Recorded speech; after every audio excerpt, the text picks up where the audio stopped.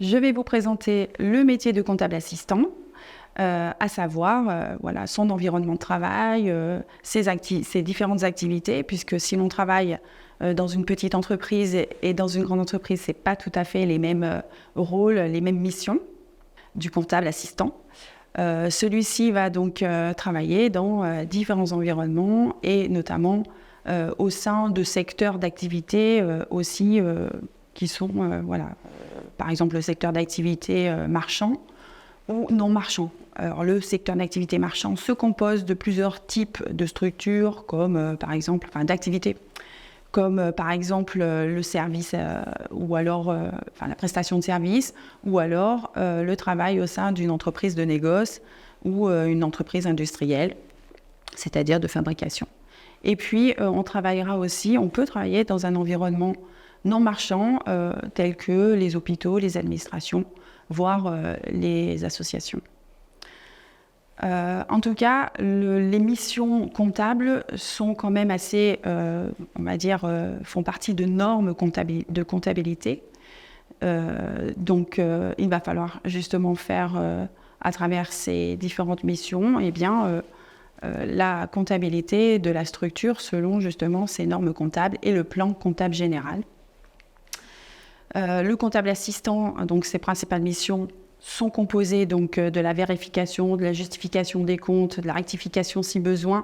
Donc ça, c'est un métier plutôt de contrôle, puisque aujourd'hui, grâce aux logiciels et aux progiciels que l'on utilise en comptabilité, notre rôle sera principalement le contrôle de gestion. Mais aussi, donc celui-ci va recevoir des documentations qui proviennent soit de services d'entreprises extérieures, qu'il va devoir donc traduire dans sa comptabilité à l'aide justement du plan comptable général. Donc ces documentations qui viennent de l'extérieur, voire aussi même en interne, sont généralement des factures ou des frais, des factures de frais ou alors des avoirs, des règlements, enfin voilà. Donc ce sont ce qu'on appelle donc des documentations, des documents commerciaux. Lorsque ceux-ci viennent de l'extérieur, cela peut justement provenir d'entreprises type telles que, pour les frais généraux des entreprises, l'électricité, ou alors, par exemple, les frais d'électricité, ou alors les frais de téléphone ou bancaire. Voilà. En interne, ça sera plutôt donc, des factures de vente, nos factures de vente ou de prestations ou de biens que l'on va donc qui vont justement être générées à partir de nos logiciels, de nos progiciels et être transférées directement en comptabilité. Notre travail aussi consiste on recueille chaque mois d'éléments nécessaires pour le calcul de la paye. Donc ces éléments, on les appelle les variables de paye qui vont être collectés au sein de tableaux de bord que vous pourrez généralement, si vous êtes dans une petite entreprise, envoyer à votre cabinet d'expertise comptable qui va s'occuper au niveau social de la création des bulletins à partir de ces données. Au sein des plus grandes entreprises, il existe des pôles sociaux donc directement qui vont s'occuper directement des payes. Donc là, vous pourrez envoyer vos variables de paye directement à votre service en interne. Celui-ci élaborera les bulletins de paye que vous pourrez donc contrôler éventuellement avec ces données que vous aurez collectées. Ensuite, le comptable assistant prépare des documents administratifs liés justement à l'embauche ou au départ du salarié. Il peut très bien justement gérer des tableaux de bord sur la gestion des entrées-sorties du personnel. Notamment aussi des tableaux de bord sur les frais de déplacement, par exemple. Donc il va aussi préparer d'autres éléments qui sont nécessaires à l'établissement des documents de synthèse annuels, comme sont le bilan et le compte de résultat. Vous avez donc à travers la saisie de toutes vos écritures comptables, la possibilité avec le logiciel d'éditer ces documents. Mais préalablement, en fait, il va falloir s'occuper de la fin d'exercice comptable, c'est-à-dire au bout des 12 mois d'exercice, généralement, effectuer l'inventaire. Donc, il va falloir que vous vous prépariez aussi à la gestion et l'archivage des documentations. L'archivage obligatoire, parce qu'il y a des obligations en matière de contrôle après, de gestion. Les contrôleurs de gestion qui peuvent être, par exemple, les inspecteurs des impôts, qui peuvent venir contrôler, donc 3 années en arrière, votre comptabilité, voire jusqu'à 10 même. Ça peut arriver. Donc, l'archivage est très important, des documentations. Bon, maintenant, on travaille avec des outils numériques, donc c'est plus pratique que généralement, ce qu'on faisait précédemment, où il fallait avoir des endroits où stocker toute cette documentation nécessaire au contrôle.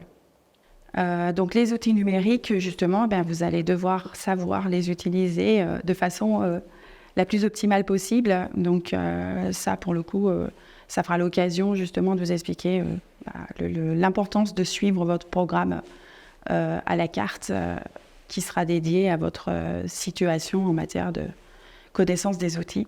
En tout cas, nous, on les utilisera tout au long de la formation. Dans l'entreprise aussi, j'ai oublié de vous parler de la TVA. Vous allez devoir faire des déclarations périodiques. Et la TVA, bien sûr, en fait partie, si votre entreprise est soumise à cette obligation de taxes. Donc, périodiquement, on va déclarer nos impôts, nos taxes. Donc, vous allez être justement le garant du respect des délais liés à nos obligations sociales, fiscales et donc ces obligations périodiques. D'ailleurs, dans ce métier, on a plutôt parfois du stress parce qu'on peut avoir justement ces délais à respecter et c'est un peu compliqué parce qu'on est toujours un petit peu sur le borderline, je dirais. Les compétences transversales de l'emploi métier. Alors, les compétences transversales, elles sont juste indispensables puisque tout à l'heure, je vous parlais de communication, la communication en interne et à l'externe. Donc, il va falloir savoir utiliser les canaux, connaître quels sont les différents canaux de communication et savoir les utiliser de façon optimale. Et notamment, aujourd'hui, c'est l'éco-environnement. Donc, on pense tout de suite à la dématérialisation et à l'utilisation des outils numériques. Donc, ça aussi, pareil, les outils numériques, les logiciels, les progiciels, notamment ceux qui vont nous aider à travailler au niveau technique, donc l'enregistrement de la comptabilité, les progiciels de compta, mais aussi au niveau de la tenue de la gestion et de l'organisation de la structure et de votre travail, les logiciels internes qui peuvent justement être des logiciels de traitement de texte ou de l'utilisation de tableurs. Donc, j'insisterai même plus particulièrement sur celui du tableur, parce que nous aurons à gérer justement beaucoup de tableaux de bord et transmettre surtout ces tableaux de bord à notre responsable de service pour que celui-ci puisse prendre des décisions. Notamment aussi savoir respecter les règles et les procédures, c'est très important. Donc on parlait tout à l'heure de délai au niveau des envois périodiques, soit à l'administration, soit au niveau de la gestion des salariés. Donc c'est important de pouvoir respecter des procédures, savoir créer une procédure aussi parce que dans une entreprise aussi, il faut savoir que parfois on peut être remplacé au pied levé parce qu'on est absent. Et une procédure, c'est très important parce que celui qui va nous remplacer pourra tout de suite, de façon optimale, gérer les diverses missions du poste. Le niveau de votre domaine d'expertise de comptable assistant, c'est le niveau bac. Donc pour le coup, vous allez donc assister peut-être le comptable général de l'entreprise. Donc vous allez aussi devoir savoir maîtriser la partie administrative, la gestion administrative de l'entreprise, à savoir peut-être avoir à compter la caisse ou alors aider à l'élaboration en fait de remises de chèques. Vous pouvez avoir aussi vous être amené à vous déplacer, mais c'est relativement rare. Généralement, les déplacements, ça sera pour amener par exemple de l'argent à la banque. sur votre remise d'espèces ou alors peut-être certains déplacements chez vos clients ou peut-être chez les fournisseurs pour leur apporter des factures en direct ou aller chercher des règlements parfois parce que il faut relancer de temps en temps et si on peut se déplacer c'est aussi bien pour la relation client, la relation fournisseur. Vous pouvez d'ores et déjà faire une lecture de ce chapitre qui vous présente plus en détail ce métier encore.